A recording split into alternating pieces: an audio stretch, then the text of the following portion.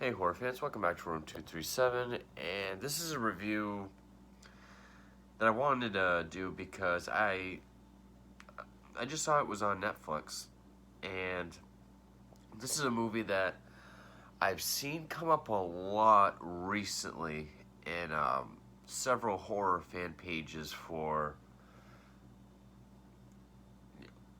horror movie that actually scared you, favorite horror movies, ones you can watch over and over again, even in the category of most disturbing you've ever seen. And it was a movie that I saw, or I haven't seen since way back when it first came out. It came out in the early 2000s. I saw it not the same year, but a little bit later, around the time. And that is Session 9. Now, I'm going to say, well, first, yeah, it came out in 2001. I saw it somewhere around that time. It's a psychological horror film. I know a lot of people will say because it deals with, you know, like a mental asylum and twists and turns and lack of blood and gore that is a psychological thriller because it doesn't have blood. No, it doesn't. So, the psychological horror film, deal with it. That's what I have to deal with over on fan pages. It was directed by Brad Anderson, who he also did The Call in 2013 with Halle Berry. He directed The Machinist with Christian Bale, which I do like that movie. I like that movie a lot. That's more of a thriller than this is, but and it stars uh, Peter Mullen, Josh Lucas, Brandon Sexton III, Stephen Givenen. It appears by Paul Guilfoyle, who I remember as Lieutenant Jim Brass from CSI, which I loved as a kid. I used to be obsessed with CSI when I was a young kid, probably too young. And its main guy is played by David Caruso, of course, of CSI Miami, which I never got into. I've never been a fan of David Caruso at all, anyway. He does kind of ham it up in this. Made on a budget of 1.6 million. Uh, it made. Oh wow. It was a flop. It didn't even make that back. Uh, Internationally, it made 1.2 million. Wow. Oh, it only played on 30 screens, which isn't a lot. And it only made 378,000 in America. Wow. It did get good reviews, though. I mean, it got a 63 on Rotten Tomatoes. A lot of people praised it for, you know, praised it for its atmosphere, its tension, its build-up, its acting, its writing, and praised it for how it didn't feel the need to go in for gore and blood and jump scares, all that stuff. Which I know people say that's why it's a thriller. No, it can still be a horror film without blood and gore. Again, I love gore. I'm a fucking gore hound. And without jump scares. I don't even count jump scares as making it a horror film because it's the cheapest kind of scare there is. They should call it a jump startle because that's what it is. But it the story goes takes place in this a mental hospital, which was filmed down in Danvers, Massachusetts. I'm guessing that's where it takes place because it references Lowell also.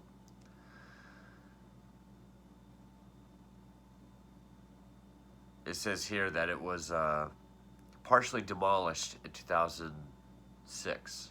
So, but there's this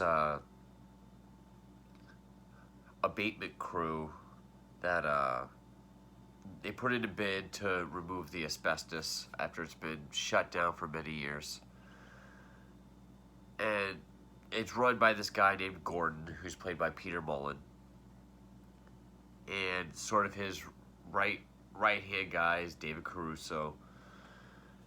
They're led through the place by I believe the caretaker was I believe Jim Brass from CSI was the caretaker that took him on the tour. But anyway, uh, Gordon, that's Peter Mullen. He's desperate for money. He's having some personal issues. He promises to have it done in 1 week. And to sweeten the deal, they offer him, if you get it done in a week, we'll give you a $10,000 bonus. And if I remember correctly, it was a $10,000 bonus each.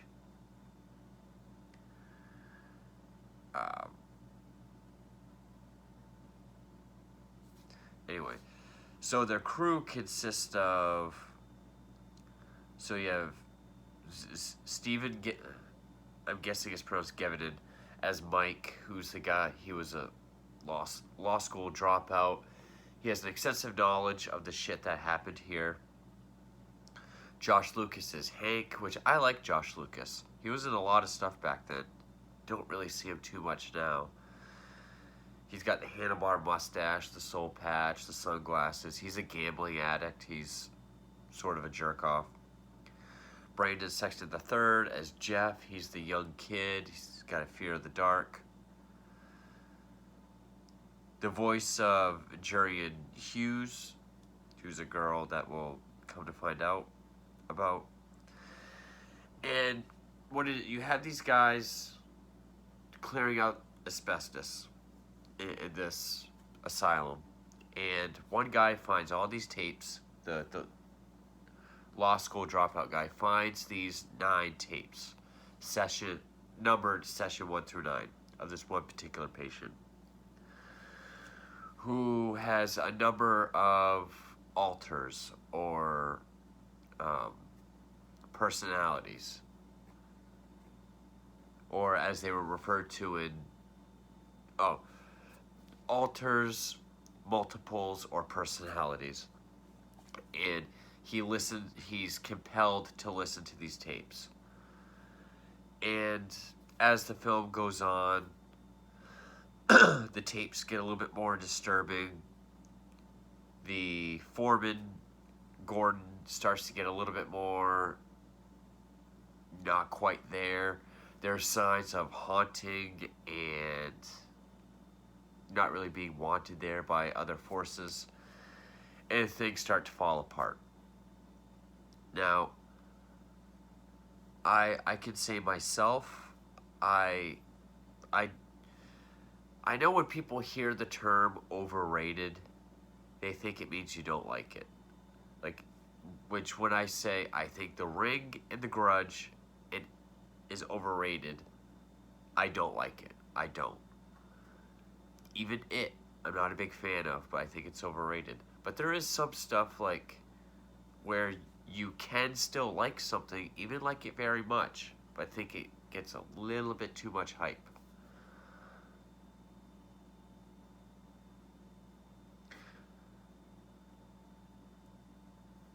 Can't really think of any example. I was gonna say Get Out, but I was gonna regret it because I do think Get Out is actually very good.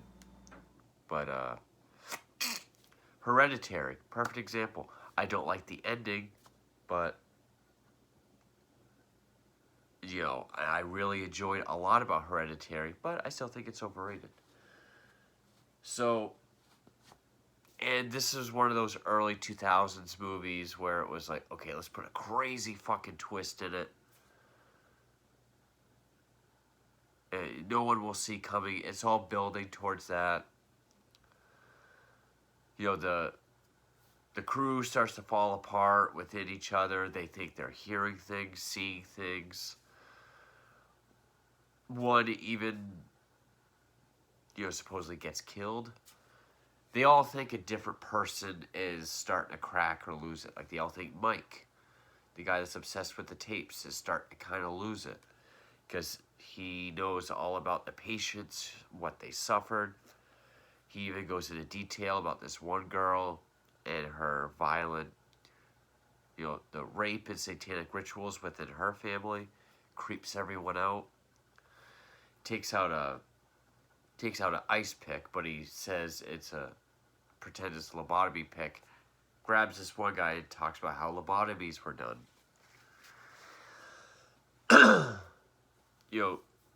Gordon is kind of distant. David Caruso's trying to tell them, he's not feeling quite right. He needs some time off. He keeps calling his wife, but she won't answer. And sort of Gordon's life and story unfolds almost parallel to what we hear with the session tapes. And it all leads up to session 9. Now, I don't really want to give too much away, but it does get kind of confusing towards the end. So I'll say spoilers here. But, don't don't be quick to judge and say it's a thriller because people are getting their heads cut off and blood is all over the place. Or because you don't see ghostly apparitions and paranormal activity shit.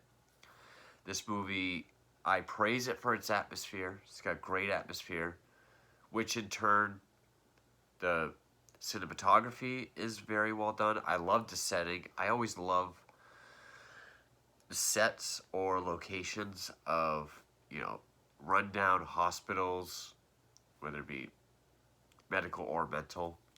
And I think this one looks really great. I can recommend it. Again, I don't see it for the praise that I've been seeing it get on horror fan pages, but I can say I liked the film. Was not a fan of David Caruso, even still, I'm sorry. But, yeah, we say spoilers here. Come to find out, the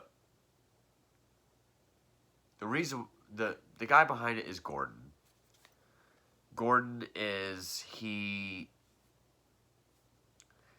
we find out he slapped his wife. Prior to the events of the film, he slapped his wife. She splashed boiling water on him. So now he's not allowed to see her or his recently born daughter.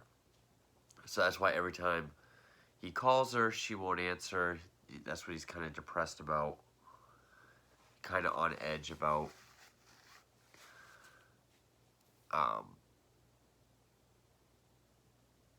Caruso keeps trying to tell him, hey, we got to get rid of this guy, meaning Josh Lucas, because he's a liability. Gordon doesn't want to.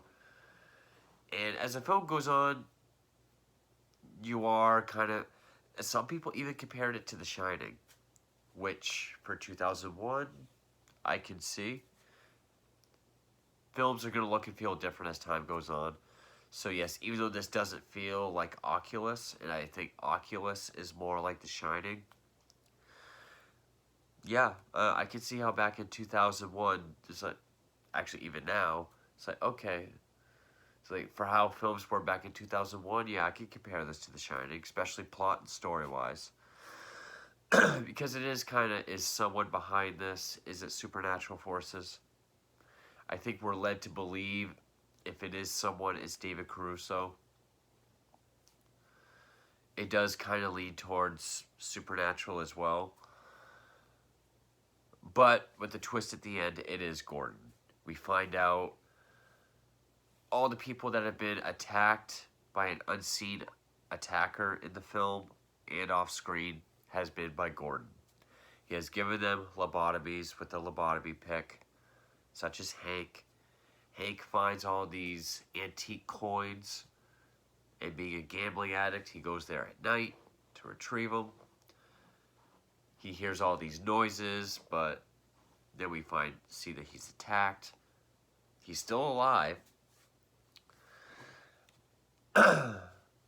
But also there's the part where they call his girlfriend, who used to be Caruso's girlfriend, Caruso's talking to her, and he's like, oh, he said he found his meal ticket and he's gone to Miami. We come to find out that was a lie. He did talk to her. Caruso has sort of known what was going on, more or less, with Gordon. And I think maybe that's why he was trying to get her to fire Hank, because he knew Gordon was on edge. Hank was, a liability. He killed him, or he did attacked him. He knows that Gordon slapped his wife. It all has sort of like that Fight Club moment where Gordon runs up the stairs, sees Hank, he's got the pick in his eye, Caruso standing there. We're supposed to believe Caruso did it. But then Gordon sort of does a double take, and Caruso's not there. Earlier, after we find out Hank isn't coming to work that day, Caruso calls a character played by Larry Fessenden, who was in and directed a film last year called Depraved, which is on Hulu. I've been meaning to see it because it's a modern retelling of Frankenstein. If it feels like I'm jumping all over the place, I apologize. I'm trying to make sense of everything. Basically, I think Caruso kind of knows what's going on with Gordon, and he's been trying to prevent it. That's why he's been trying to get rid of Hank before anything happened. And, we find out Gordon didn't just slap his wife. She splashed boiling water on him. He stabbed her, his newborn infant daughter, and their dog. We get glimpses of him killing each person on the crew at different times. The girl in the session tapes, some years ago, she stabbed her younger brother on Christmas 22 years ago. Doctor's trying to reach her. She has all these multiples, different voices and personalities, with sort of the dominant one being Simon. And so the film ends with sort of Gordon realizing he's done everything, with a little quote from Simon, because Simon was only really talked about amongst the multiples in the tapes. It's been interpreted like, okay, like some people think Simon is like a malignant supernatural protector of the building. So some, sort of like The Shining, people go in there, they get taken over. Some people think in acts of cowardice and weakness, supernatural can take over people. Meaning someone like Gordon, being in his life situation, the building kind of took over him. I think it just tells the story of two parallel people with dissociative identity disorder. I do think it's that cut and dry. But I like how this film, sort of the opposite of Oculus. It is kind of, throughout the film, it's kind of open about supernatural and, just craziness. But the endings are different. Oculus really leans towards supernatural, whereas this really leans towards the dude's just crazy. And as big as a gorehound as I am, I do like it when films do focus more on other elements than blood and gore, like the atmosphere, the tension, the setting, the build-up. The twist didn't even bother me that much. It did play out kind of confusingly, but I was able to get it. All in all, not a bad movie at all, really. With the exception of David Caruso, even the acting was solid. I just didn't see it for the praise that I've been seeing on Facebook fan pages lately. But I still thought this was a pretty solid film. But yeah. Session 9, ultimately, I did like it. I can give plenty I can commend it for. Thank you for watching.